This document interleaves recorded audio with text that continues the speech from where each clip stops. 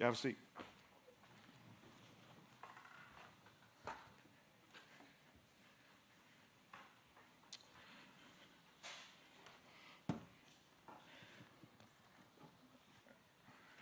So typically at this moment, we would be opening up the Bible and we would be asking a question, hey, God, what do you got for us today? And we would walk through a specific passage that would kind of, lay out some things that we ought to kind of view in our world differently. However, the first Sunday in October for our church, since we started, has been Vision Sunday. And we take the first Sunday in October, and I've never explained it to anyone. You've gotten bits and pieces of it. If you've been to Discover Foundation, which is a little get-together we put on once a month on the third Sunday of each month, and folks that are new or just want to hear more about the heartbeat and the story and the why behind everything we do at Foundation, then you've heard bits and pieces of this, though you'd have to be fairly intuitive to put all the pieces together to kind of figure out why the first Sunday in October is incredibly significant to us as a church. And so I thought, you know what, this year I'm just going to tell you. And I don't know if I'll retell this over and over again every year from here on out. I'm not sure. I got 12 months to figure out that answer to that question. What I do know today is that I'm going to share with you why it's significant. And then I've got 4 specific areas of vision that I want to walk us through to kind of get there. So let me begin with this. It really starts really in March of 2016. And my wife and I were walking through, hey, what does the next season of our life look like? And we had interviewed at a number of churches, and all those had gone really well, and we received offers to kind of do those kind of things. And there was this thing that was gnawing in the back of our head, though, a seed that was planted over a decade earlier by a youth pastor of mine who went and planted a church. And then fast forward a little bit, and my father and I had a conversation, and my father straight up told me about a year before this March conversation happened. He said, hey, you know what, Clint, I think you are settling for what is easy in your life, and I feel like God wants you to plant a church. I don't know what that means or how that works, but I just feel like that's what. And I told my dad, you don't know what you're talking about. You don't know everything. Dads are supposed to know everything, but you don't know everything. I know the secret, right? Yeah, you don't know everything. Fast forward to March, and we had these opportunities, and none of those were opportunities we were excited about. And so we came to the conclusion through a ton of time and prayer that maybe God really did want us to pursue church planting. And so in March of 2016, we decided on it. Yes, that's exactly what God wants us to do. God wants us to plant a church. And then we did absolutely nothing about it. Fast forward to the very first Sunday of October 2016. I was preaching a sermon out of the book of Mark, chapter 5, where Jesus has a confrontation with a demon-possessed man. Jesus goes in a boat over to the other side of this lake, and he gets out, and this guy rushes down to meet Jesus, and this guy is covered in scabs and scales and cuts and bruises where he had done it to himself. He's naked. He's demon-possessed. All the people in all the city know about him. They tell their kids, stay away from that kind of guy. All those things are happening, and this guy is face-to-face with the Son of God. He runs straight up to him. And they're just standing like super not COVID safe. You know what I'm saying? Like they are right there. And Jesus looks at him and asks the craziest question. He says, what's your name? And as I was reading that, as I was studying, preparing for that message, I was like, well, what is the Son of God who literally knit this guy together in his mother's womb, who knows the number of hair on his head? He already knows the answer to this question. He knows what the guy's name is. Why is Jesus asking this man, what's his name? And so I started to think about it. I was like, hey, let me walk through it. Let me think about this. What's the wisdom? And Jesus asking a question he already knew the answer to. I think the wisdom can be found in the way that the man answers. Because the man didn't answer. The demons answer. He says, my name is Legion, for we are many. And then Jesus takes the demons and he casts them out of the man into a herd of pigs. And the pigs run down into the water and they all drown. Terrible day for the pig farmer. Great day for the guy who's demon-possessed. The transformation in that man's life is astonishing to the people that are there. And so I asked our congregation that morning, I said, hey, I want you to find someone who deeply cares about you and you deeply care about. And I want you to go to them, and I want you to say, hey, this is the one thing in my life. Because I think what Jesus kind of unveils for us is that every single one of us just need an opportunity to say out loud the one thing that's plaguing us. Not that we need to make this a mental adjustment, that we need to know it, but we need to actually know it and then say it out loud. So find someone who can keep a secret. Find someone that you trust. And don't find someone who's going to try to fix you. Just say, hey, I just need someone I can say this out loud to. I already am aware of it, but I need to say it out loud. So the next day, I was in my backyard building a fire pit. And I had one of them fire pit kits from Lowe's. You know what I'm talking about? They get it with the little scoops on the end of the machine, and they put it in the back of your truck, and it looks like your truck's got a lowrider all of a sudden. It's like weighing down because there's so many bricks in the back. And you got the gravel and all the sand and all the glue to kind of put it together. I ain't talking about one of them prefab fire pit kits. I'm talking about, hey, I built this thing with my hands. You know what I'm saying? I didn't go to the quarry and mine the rocks, but I might as well have. You know what I'm saying? And so I'm putting this thing together. I get a text message from my friend Jeremy, and Jeremy says, hey, are you sitting this one out? And so I'm like, hey, I'm late. And so I run inside, and I turn on the shower. I take my boots off because it was a little muddy. I did not track mud through the house, but I did take the boots off outside. I turn the shower on, and I look at my calendar, and I was like, goodness, I'm coming, but I have no idea where I'm supposed to be. He says, you're not supposed to be anywhere. So I picked up the phone, and I called him. I said, well, I ain't supposed to be somewhere. How can I be sitting it out? And he said, I was talking about your message yesterday. I was like, my message yesterday? He was like, yeah, your message yesterday. And I was like, brother, I don't know. And he said, oh, you think because you're the pastor, you don't have to do what you asked everybody else to do? And I was like, oh, that part of my message. It's coming back to me. It's coming back. He could tell I was super uncomfortable. Like, I don't know if you can see people squirm through the phone, but he could for sure feel me squirming in the phone. And so he decided, as any good friend would do, throw me a little softball, like just a tiny underhanded. He probably even put it on a tee for me. He said, you know what? You probably talk to your wife about it. And of course that's fine. I wanted you to know that if you needed someone, that I was willing to listen. You know, if you needed someone, I'm available. And so I had a decision to make. Do I go the easy way and say, you're right, I did tell my wife, and it's none of your business. Why are you asking? You know what I'm saying? But I told him the truth. I said, no, here it goes. Back in March, Brooke and I came to the conclusion that God wanted us to pursue church planting. And here's my one thing. We've done nothing about it. Because I don't have enough faith that God will provide for my family financially. And he said, well, I know what to pray for. And he hung up the phone. And I panicked. I was like, that's the dumbest thing I've ever done. What did I just do? That is I cannot get, like, dumb as a level. And then whatever's under that, that's where I have just gone. For two reasons. Number one, when you decide, hey, you know what? When you feel like, hey, it's time to move on, then there's a way of doing that. And first, you got to go tell some folks that are leading that church. Then that's the way you don't just tell somebody in the congregation. That's just the way it works, right? You got to go tell somebody in leadership, hey, this is what I'm feeling like we're supposed to be doing. And I didn't do that right. Right? And so the second thing was I told someone in our church that one of his pastors has no faith. And I don't know if you can be a pastor with no faith. You know what I'm saying? And so I'm sitting there thinking, good gracious alive. So I went to problem solving. I was like, okay, I'm a problem solver. If you need a problem solved, come to me. I've got all the advice and opinions you can ever imagine. All those, I've got them. And so I was like, man, I can problem solve. First thing that came to my mind, I'm going to call him back and say, gotcha, just kidding. It wasn't that good. I had you going, didn't I? That would be a lie. But that crossed my mind. And so I started thinking, all right, well, if I were to have someone walk in my office and sit on my couch and say, hey, I'm having a crisis of faith, what would I do? And that was easy for me. I know I'd put my arm around them, and we would walk to the edge of a cliff, and we would kind of stare off at it, and I would slowly take a step back, and I would Spartan kick them off of it. You know what I'm saying? And then we would just watch God do what God does. Yeah.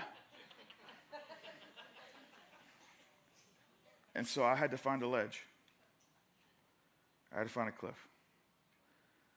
And so I opened up my laptop, and I went to stadiachurchplanting.org, and I filled out my application to be a lead planter.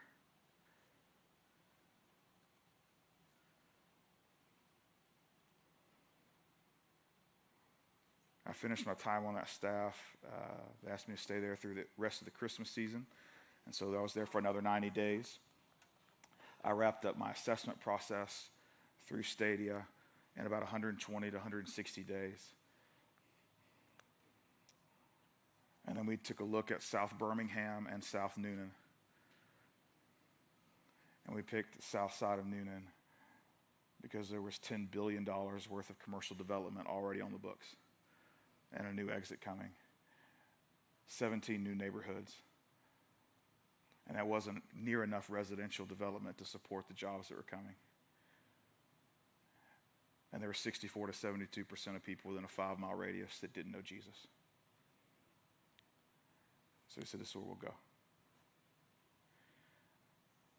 And it started first Sunday of October 2016. Fast forward a year later, first week of October 2017. We decided to start community engagement late February. So we were going to do about 10 and a half months of community engagement and then start weekly gatherings in January 2018. And so started to do what we were doing in Newnan, community events.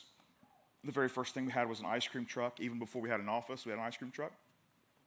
The ice cream truck did 55 events in the first 90 days, just trying to engage the community and ask the question, hey, so walk me through, what does Newnan need? What is it like to live in Newnan? What are the hurts of Newnan? All those things, right? In October, we got ready for our first preview service. We would do one a month, October, November, December. And so we're 2 weeks before our first preview service, and I got a letter in the mail. So for those of you who have been here for a while, you know that our church is not like most normal churches. One of the things that drives everything we do is we make decisions based upon people who don't know Jesus. And we kind of filter a lot of our decisions through people who are disconnected from faith. The reason we planted Foundation was for people who are far from God, who thought God was mad at them, or that God had abandoned them, that Jesus wanted nothing to do with them. And our hope was to gather as many Jesus-following people to share that very specific message. So with that, we do things a little differently. We had a number of supporting churches, some here in the state of Georgia, some outside of the state of Georgia that were giving money, a lot of money for us to get off the ground. They not only gave money, they gave things. We have a ladder. I said this at 9 o'clock, and I should have found the ladder. There's a blue ladder around here that came from another church. And they said, hey, I've got a warehouse full of things. You want to come look? And so I drove a truck over to this church, and they just unloaded a bunch of things. One of those things was a ladder. We still use it today. So they gave money, they gave things, they gave people, they gave resources, gave leadership tools, leadership development, gave time, all kind of things, right? Finances were a huge piece. Well, we were having a fundraiser before we had our first preview because we were still raising launch funds for us to launch the church in January. And we were having our fundraiser at a place that had a bar. And at this bar, it was going to be open during our fundraiser. And so a couple of churches that supported us, they heard about this bar. And so I got a certified letter in the mail saying, hey, we heard about this, and we will not give you another dime if you don't cancel it or move to another venue. You've got 7 days to respond. And then I got a phone call from another church who said the same thing.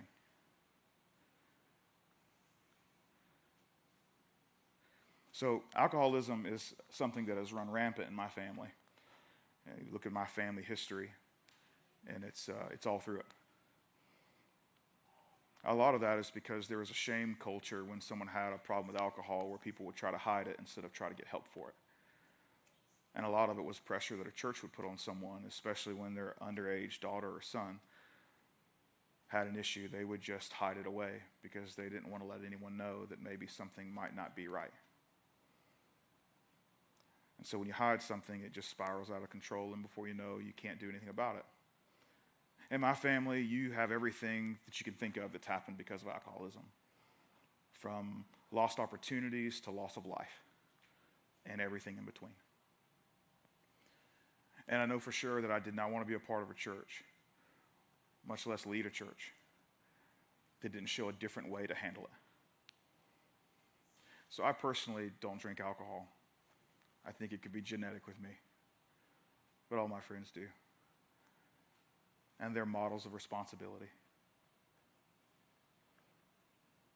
And I know that if one of them were at the Alamo on a Friday night and they saw someone who had a few too many take some keys and try to get in the car, that they would inconvenience themselves for the good of someone else and step in and say, nah, I'll find you another way home.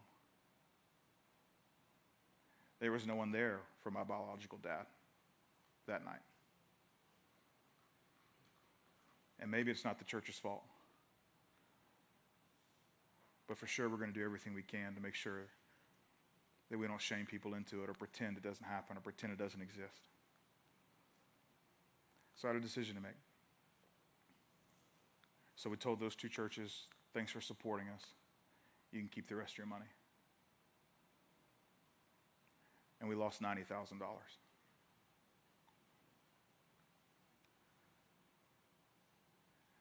I thought it was odd that it was on the year anniversary of me having that open conversation of I don't think God will provide financially. And I was put in a position to either take financial comfort or to let it go.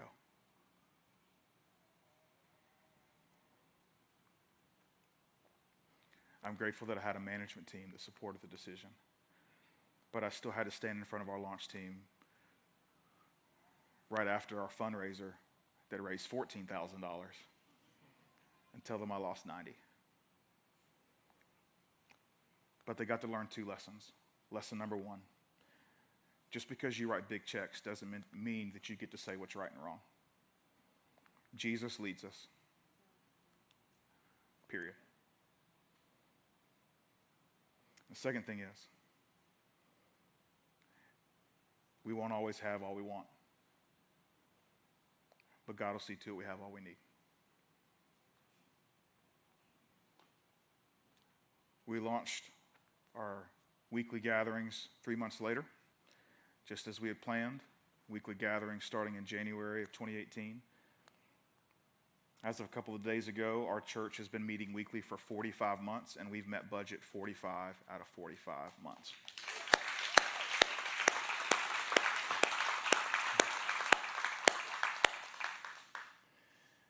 I wouldn't trade it for anything. Not even 90 grand. Though sometimes I do think about what I would do if I had 90 grand laid around. Saying? I think about it. So because of this first Sunday, honestly, it's more a reminder to me probably than any of you that, hey, this is the way our church has to constantly continue to go. We follow Jesus and that's it. And sometimes he's going to ask us to step off ledges. Sometimes he's going to take us to places that are uncomfortable. Sometimes he's going to say, hey, appreciate it, but no thanks, no more. We're going to walk forward without whatever that is. Just let Jesus be in the lead, right? That's the end of our mission statement, right? A You Belong Here movement where people are the destination and Jesus is in the lead. End all, be all. That's it. So there's 4 things specifically that I want to walk us through, pieces of vision that I think are really important to who we are and who we will continue to be. The very first thing, actually, before we get there, no, let me go through this and I'll give you the first thing after that. No, I'll give you the second thing after that. The first thing is church planting. We're a church plant that will plant churches. Over 5,000 churches closed their doors in the last 12 months. About 2,000 of them because of COVID. But on average, leading up to COVID, there were still an average of 3,700 churches closing per year in the United States. Now, that has dramatically increased because of COVID, finances, all those things, and that was to be expected. Most folks say, hey, by 2050, we'll close 8,000 churches a year in the United States alone. And so we're a church plant that will continue to plant churches. A few weeks ago, we hosted 9 planters from all over the country. Seattle, California, to New Jersey, Iowa, Arkansas, Louisiana, Arizona, everything in between. They were here with us. We didn't bring them up on stage because I wanted them to experience a Sunday morning gathering specifically geared towards people who had never been to church before. And I wanted them to walk through it. And I thought they would get more out of that than you would get out of them standing up here and seeing all 9 of them and where they come from and hearing their stories. And I know we probably missed out and you missed out, but they got to experience church in a different way than they typically would experience church. and the details that we put into an experience for someone who maybe hasn't walked into a church for a long time or has a lot of baggage when they show up to a church. These were multi-denominational churches. They weren't churches that think everything like us. In fact, I promise you, there's probably not one of those churches that will do communion every single Sunday. They run the gamut in terms of some of their theology on peripheral issues. But we are in agreement in who Jesus is, who the Father is, the role of the Holy Spirit, his indwelling inside of us, the sin issue we have, and the solution through the resurrection and crucifixion of Jesus. And so we partner financially with resources and coaching, with church plants all over the country. We've got a map. So far, we've helped, since we've launched, 18 churches spread out over 12 different states. And we'll throw the map up there, and you should be able to see kind of where those churches are. And our hope going forward is that we continue that. There was one guy in particular that was here with us. He's a Korean church planter in New Jersey. He spent a good bit of time with us and immediately went back and started to apply what he learned here. And so he reached out and said, hey, I want to try to pull off an event that's similar to something you inspired me with. And we kind of walked him through it, kind of gave him a checklist and those kind of things. And we ended up saying, hey, we want to help with this. And so we sent him $2,000 to help pay and sponsor the event. He's in the middle of fundraising for his church right now. Very early, in the very early stages of fundraising. And so we were able to pay for this event as well as a couple others. And he sent us a quick video to tell us how it went. Hey Foundation Church, my name is David Cho and my wife and I are planting Mosaic Covenant out here in New Jersey. And I just wanted to thank you for your inspiration and your support. Today we had our first of 3 events of what we want to call Pizza in the Plaza. And I was actually spending a couple days with you guys a couple weeks ago where we got the inspiration to hold an event like this. We kind of appropriated your event called Pumpkins in the Park, and we had a Pizza in the Plaza event with Ralphie's Pizza. We were so inspired by the work that you guys do with your community and the local businesses that you guys support and truly want to love on. And literally after seeing just some of the stuff that you guys did, we were like, okay, we're going to take this and we're going to bring this back to New Jersey. And I don't know how it's going to look, but we're going to do something with it. And so we had our event called Pizza in the Plaza. Paramus, New Jersey has the highest grossing zip code in retail sales. And so what that means is, that a lot of the local businesses can be overlooked and overshadowed by a lot of the corporate organizations. And so we wanted to do what we could to support our community and to ultimately be good news, because that's one of our values out here in Paramus, New Jersey. And it was literally spending that weekend with you guys where I just knew this is something that we want to do and we want to embed in the heart of our church and our DNA. And second, we want to thank you guys for your support. Because of your generosity, we're going to have the privilege of being able to serve 400 people who can walk through Ralphie's and some of the local businesses here in Paramus, New Jersey. And we've already been able to create some awesome relationships and partnerships with some of the people in this area, just simply by saying that we want to support local business. And that really came out of our time with you guys. We wouldn't have been able to really gather the inspiration if we didn't see you firsthand what you guys did. And so we want to thank you for your inspiration and your support again. Thank you for allowing us to be good news into New Jersey and supporting just what God is doing here. So we are so grateful for you. Thank you, Foundation Church. Thank you for the team. It's been an honor and a privilege.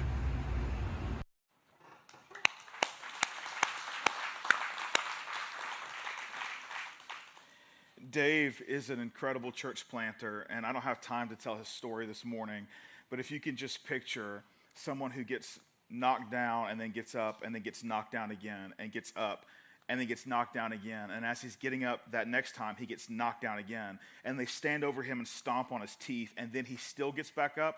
That's what Dave is doing in New Jersey. His story is ridiculous, how God has taken him to where he's at currently in the stage of his launching. And hopefully we'll be able to share that. It'd be even cooler if you could come and share it in person. You never know what we can pull off as he gets closer and closer to launch season. But he's just one of the church planters we've been able to pour into.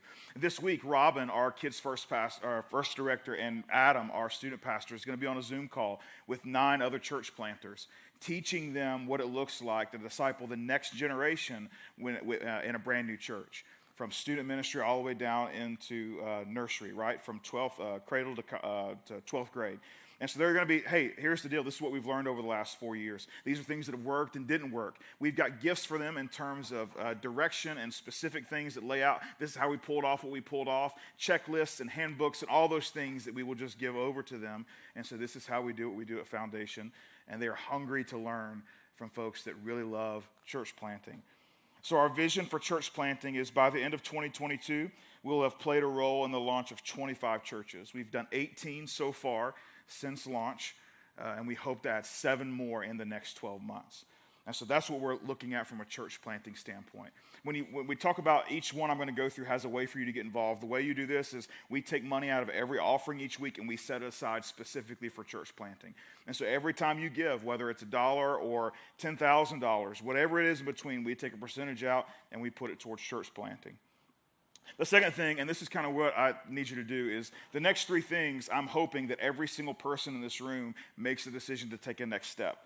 Now, some of you have already taken next steps in all 3 of these areas, or at least 2 of them, and so if that's you, then there's nothing that you can do at the moment. However, there's a number of you that haven't taken in any of these 3 areas, and so I just want you to have your phone ready, because I've got a way for you to take a next step with your phone, and so I just want you to have it ready just in case you're like, you know what, I want to do that. That's your warning. Number 1, base camp. So when this tornado hit, we were in the middle of trying to figure out, we were at Noonan High School, for those of you who are really new with us. The tornado hit and kind of destroyed that entire building in terms of it being usable, and so we are here. Obviously, this is not a long-term solution here at Ruth Hill, but we purchased a bank in downtown Noonan, 18,000 square feet. It's the old Wells Fargo, right in the middle of downtown. And we are in the process of renovating it. We call it base camp, very specifically because you can't see Everest from base camp. If you go to base camp at Everest, there's an enormous ice wall, which means you can't see the destination from base camp. Because we say in our mission statement, people are our destination. So when you get there and you're saying, hey, I want to see the top of Everest, you can't see it, right? And I want every time you come into our building for you to take a look and say, hey, this is not the destination. Sunday mornings will never be the most important moment in our week. Never. But the moment that you're in front of someone else in need, the moment that you're face-to-face with someone, having a conversation that has spiritual depth to it, the moment you're able to step into someone else's life, that is when it happens. Sunday mornings are great, but they're not the greatest. Sunday mornings are never the destination. People are our destination. So base camp, or our building, will simply be a base camp. Now with that, we have found some surprises. I don't know if you're aware of what surprises happen when you remodel something that was built in the 50s, but that's what we're finding, is all those things. First, it's got 2 vaults, and we were planning on moving those 2 vaults, mostly with my muscles. I was going to take a sledgehammer. Hey, that's too much laughing. So I was planning on taking a sledgehammer to them walls and knocking them down. Those would crumble. Maybe we were going to walk around them 7 times and blow some horns. I'm not sure. Either way, it was going to happen. Nevertheless, those walls are structural, so we had to leave them be. And so things have changed. If you saw a blueprint early on, it was oriented a completely different way. We have a new blueprint that we'll show you now. It's not the greatest on the screen, but it's completely oriented, just completely different. It'll seat about 390 as opposed to the 460 or so. We lost some seats in it. But that's kind of what it's going to look like. I know it's not great, but that's the best I can do for the moment. So that was one big surprise. Those walls were structural, so we lost some of that square footage. I want to show you a picture, and I just want to hear if anyone can guess what the picture is. We'll put this up here real quick. Anybody want to guess what that is? Hey, who said sewage? Yeah, that's right. Sewage pipe, baby. You want to flush something, it goes through that pipe. You know what I'm saying? It goes through that pipe. The problem is, I don't know if y'all know a lot about pipes. They can't have cracks or holes in them. Especially the sewage ones. Like, those are no good. Those are no good. The only openings are supposed to be at the beginning and at the end. And that's just the way it works. So we were kind of taking a look. Turns out, when you've got a building that old and you don't flush the toilet often, it dries up. And then when it dries up, it gets hard. And then it came disconnect, and then that happened. So that's a long story to say that's what happened. And so all the places that we would flush the things that we like to flush as people, it's not going to work. So we're having to replace it. So that was like a $51,000 bill. Don't groan. Okay, you can groan. It's a lot. But that was the whole thing, and about $22,000 more than what we anticipated from the original budget.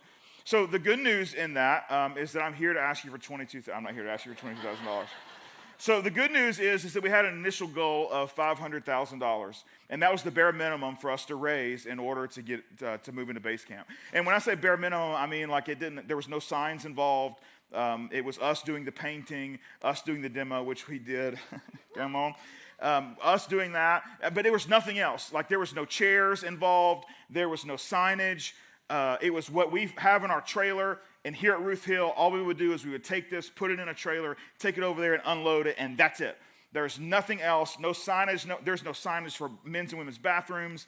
There's barely toilets, right? But we do got some nice pipe now, you know what I'm saying? But it's going to flush good, right? But it was just super bare minimum. So we needed $500,000 to jump in and get that pledge to come in before December 31st this year. And so we ended up having 116 families pledge a total of $654,855. How about that? So when we got the overage of $22,000 or $23,000 of the plumbing, it's like, okay, all right. So we were going to buy some things like signs, and now we just got really nice pipes, and so we're fine with that. It is what it is. We don't have to be fancy. We don't need the fanciness. So it is what it is. However, this is something that's important to me. I do think that every single family should jump in. So we had 116 families say, hey, this is what I want to do from a base camp standpoint. And so I want every single family to jump in and to be a part of what we're doing. A pledge is simple. It's, hey, this is what I want to do over and above what I give an offering before the end of the year. And we'll take that sum, whatever other surprises continue to come our way, which I'm sure there will be more. Every single day it seems like there's something else that, here's this thing.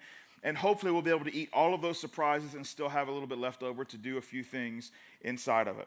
And if we don't, then we just got to remember the first week of October, we might not have everything we want, but God will make sure we have everything we need.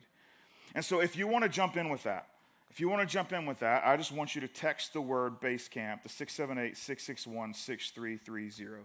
If you want to jump in and you're like, hey, I want to do that, I want you to text the word base camp to 678-661-6330. And this is the vision behind it. When you give to base camp, you're saying you support these two visions, and this is important to me that you know. So don't text just yet because you might disagree with one of them.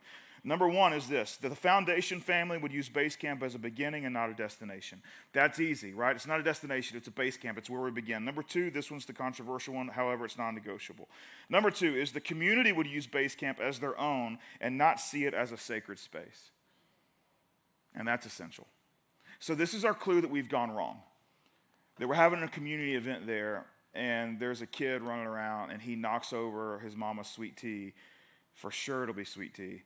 And it'll be on the carpet, and all of a sudden she goes crazy, and she says, we can't do this. Don't you know we're in a church? When that happens, we know that we haven't done a really good job communicating that this belongs to you. Yeah, our church pays for it, but it's for our community. On Sunday mornings, it has a standing appointment. But this building belongs to our community, and it's not sacred. It's a building meant to serve.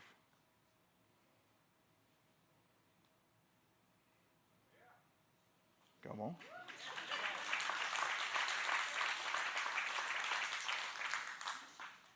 So if you want to jump in with that, text Base Camp, 678-661-6330. The second thing I want to make sure that we understand the vision piece around, I guess the third thing technically, church planting, base camp, is tornado relief.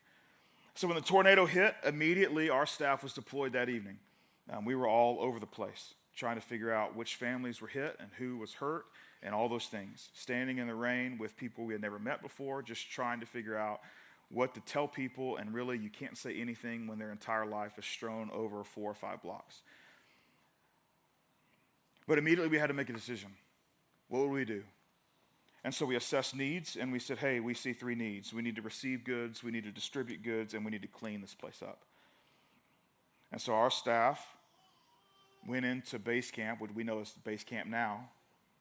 We went into base camp, and from base camp, we received 238,692 non-perishable household goods. And we then distributed 238,692 non-perishable household goods in 10 days. We coordinated and distributed over 10,700 hot meals and cleaned up just over 50 yards for a total of $300,000 in saved labor cost. And that was in the first 10 days after the tornado. However, we knew that our heart for the community wasn't 10 days worth of love. It was ongoing and forever. The devastation from the tornado, there were 12,000 individuals directly impacted, 1,772 homes impacted, 134 which are red tag city homes, which were completely unlivable, 241 homes that needed major work done to become livable,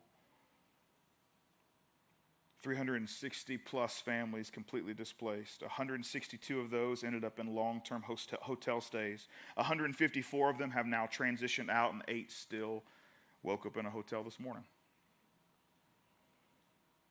So since then, since those 10 days, we made a decision. Jason Walton is our community outreach pastor, and his job description, 70% of that is to deal with things outside in our community and build bridges from the community back to our church. And so he spends a significant portion of his time each week trying to get in with the folks that are really making it happen from a tornado standpoint. If you need to open a case with tornado destruction or your house is affected, then you go to one of our community partners, Bridging the Gap. Bridging the Gap did not have to jump in and say, hey, we want to be out front on this. They already were doing enough, feeding people each and every week, twice a week. But they said, no, we can case manage. We can move people. Let all of them start with us. And so Jason went and partnered with them. Served Coweta and Melanie and that whole crew that goes and serves in places once a month here in Coweta County. He said, hey, how can I jump in there? The Coweta Community Foundation houses the majority of the funds that were raised from the concert and how we distribute them and the process that goes into it. Jason said, hey, I got to jump in there. And so he jumped in there. In fact, it's rare to see Jason working at Foundation at all here recently. But that's why we have him on our staff. I know we're winning when Jason is out serving other organizations in our community on our behalf, because he's building bridges from those organizations back to us that we can then walk over. They've had to create processes from opening a case at Bridging the Gap to being assigned a case manager, an expert panel to make sure that things are on the up and up, and this remodel bid that was given is line item to make sense and no one's being ripped off, an allocations table to figure out how much money can be given to each individual case from the monies that have been raised, the reconstruction as well as the results. At the end of the day, every single one of them will have residents that have safe, sanitary, and secure housing. Going forward, in terms of roles and the way our church invests, obviously we will continue to invest in Bridging the Gap, which is leading the way with the Community Foundation. The executive director is Rich DeWeese, his wife Lisa. They are a part of Foundation, and he just started 3 weeks ago. Is Rich in here? Where's Rich? I can't see anyone. Okay. Rich, I'm assuming you're raising your hand or something.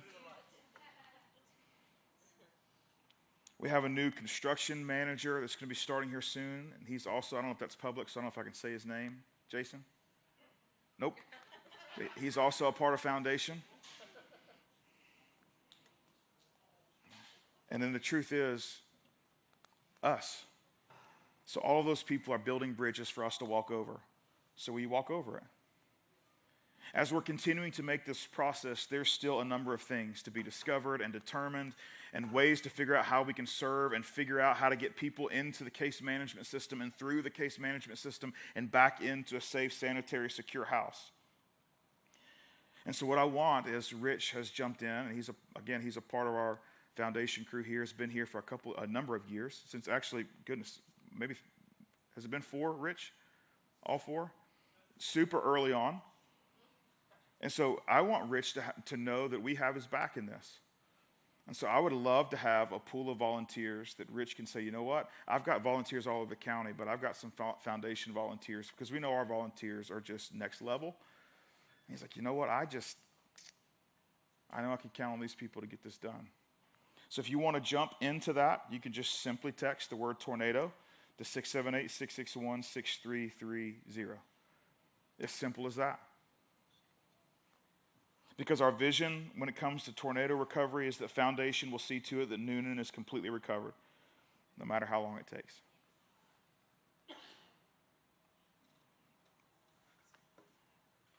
Fourth piece of vision this morning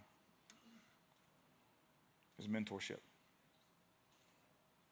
It's something we've talked about for the last 3 years. This started when we identified needs in the community. We have a strong partnership in public schools.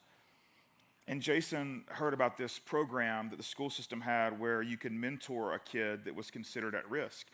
And so we sent Jason in as our community outreach pastor. He went in and he piloted the program for us for a year to bring feedback to see if it was something we wanted to actually make church-wide.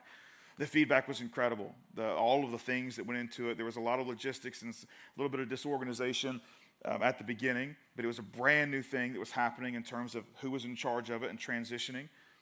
And at that time, it was with a group called Community in Schools, which has since transitioned again, has a new name and new leadership, and it's called Elevate Coweta Students. And there's many of Elevate Coweta Students staff that's a part of the Foundation family. And so what they basically have set up is there are students that are in the public school system that are qualified or considered at risk, which means they fall into one of three categories. They have an enormous academic, attendance, or behavior problem. And what they've done is they set thresholds, and when a student falls below one of those thresholds in any of those three categories, the likelihood of them graduating plummets. And so they partner mentors with them in their life to try and get them back above that threshold.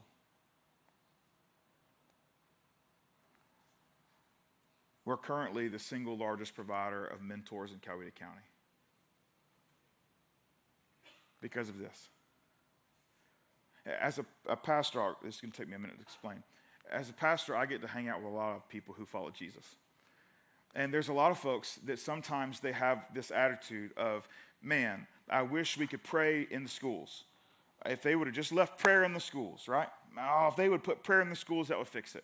Or they'll say things like, well, the 10 Commandments aren't hanging on the schools anymore. Like we should put the 10 Commandments back on the walls of the schools, and that would fix it all. And I like my eyes light up. And I think it's a little disingenuous because they think I'm about to agree with them because they can see the joy that's happening on my face when they say it. And they think, oh, this is going to be good. He's about to rail with me on these schools and whatever that whole thing. And then I tell them, I say, hey, here's the deal. Here's the deal. Those are good, but I can do one better than that. The school system is allowing Holy Spirit-filled praying people to go into the schools and meet with the at-risk kids. Yeah. Mind blown. But man, you know what's easier? It's easier to slap the 10 Commandments on the wall. And it's easier to force them to pray after they pledge allegiance to the flag. That's the easier way to do it. You want me to tell you something, though? Doing it that way is what got the 10 Commandments kicked off the wall and prayer kicked out of schools. When Christians take the easy way, don't be surprised with the results. So we have an invitation to come and sit with these at-risk kids once a week and have lunch. It takes about 27 minutes because the school system can't do anything in round numbers. And that's how long lunch is. 27 minutes, 15 seconds, I think.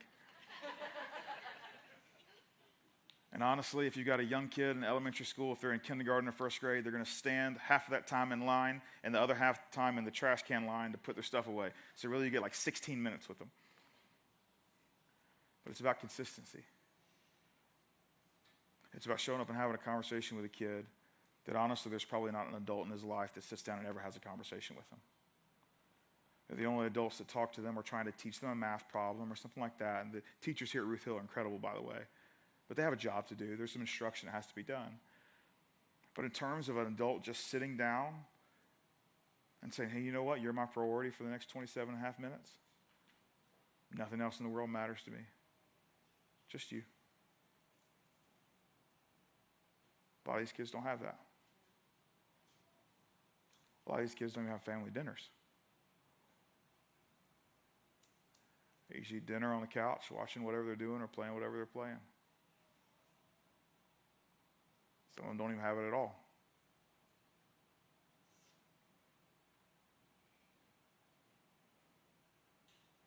We're the single largest provider of mentors in Coweta County. However, there are still 10 students at Ruth Hill that need a mentor.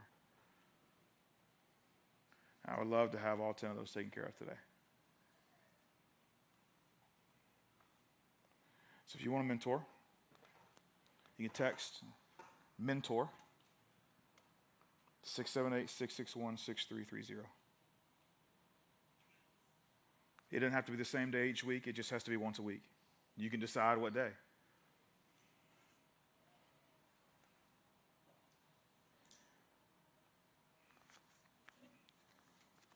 So I got this little card, and I get a bunch of these little cards. I save some of them. Every year our kids here at Foundation, they all, on our birthday, you'll see me walking around on birthday Sunday with a handful of cards because they write birthday cards to the church and they give them to me. And so there's some that are just hilarious that I keep, right? But I mean, I'll end up with 100 of them or 150, and so I don't keep all of them. Sorry if your kid's not creative enough to do something funny. They don't all go on my refrigerator. They go in the trash. So I get these little cards a lot. This is one, though, that I keep with me, and I've kept it with me for 2 years. It's a card from Raymond, the little boy that I mentor. So we were doing our lunch thing together on Thursdays, and my grandmother passed away. I didn't tell him my grandmother passed away. Someone else told him that my grandmother passed away. And so I missed our appointment that Thursday. And so he wrote me this card. And he didn't want to give it to me himself because he'd have to wait till the next week. And so he wanted to make sure that I got it. And so he gave it to the site coordinator, and the site coordinator gave it to Jason, and Jason delivered it to me at the office. And so on this little card, I keep it in my truck. In my truck, I got this little sunglass thing, and so I keep it at the front. So I see it every day. I put my wallet up there in case any of you want to rob me ever. That's where I put my wallet because I don't like to sit on it. And I've got other things up there, but I always keep this in front because it's just such an incredible perspective thing for me. No matter what I'm doing, I'm always in and out of there every day because that's where my wallet goes. So I see it every single day I'm in my truck. If I'm in my truck, I see this note. And it just makes sure that my perspective is right. And so the first thing I want to point out is that he drew us on the front of this card. For those of you who are watching online, I'm not sure if we can zoom in enough, but for those of you here in person, for sure, you can't zoom in enough. Either way, but the big guy here, I won't call him fat, but he's big. That's me. That's me. I don't know what he's trying to say. And the teeny guy here, that's him. What's really interesting is that he gave me the word, and I'm saying love. And I was like, that's pretty good. But the real reason that I keep it is what he wrote at top. So he was in second grade at the time. And so this is what he wrote. He says, I'm sorry about your grandmom. I hope to see you soon. S-O-N-E. I hope to see you soon. I'll cheer you up.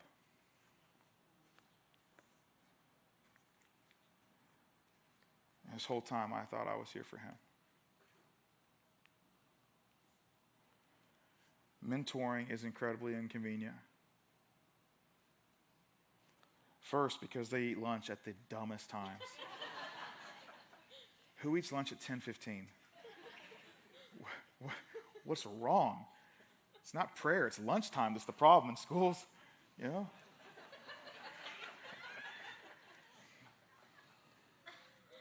But man, it's worth it. It's worth it. And if you've got a flexible schedule, and once a week you can take those 27 minutes and sit, man, I wish you would. I don't talk to Raymond and preach to him about Jesus.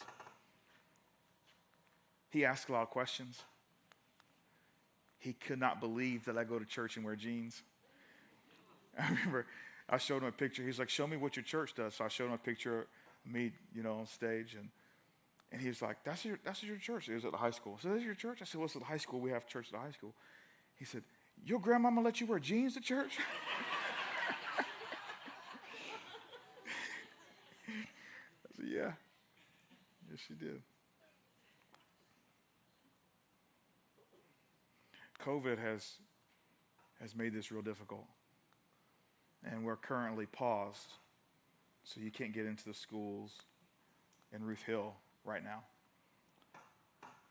And we've been paused and unpaused and then paused and unpaused and paused and unpaused, and we're on a pause right now. And this is my fear. My fear is that the school system, they're just following their policy, right? I can't, I got no issues there. But my fear is that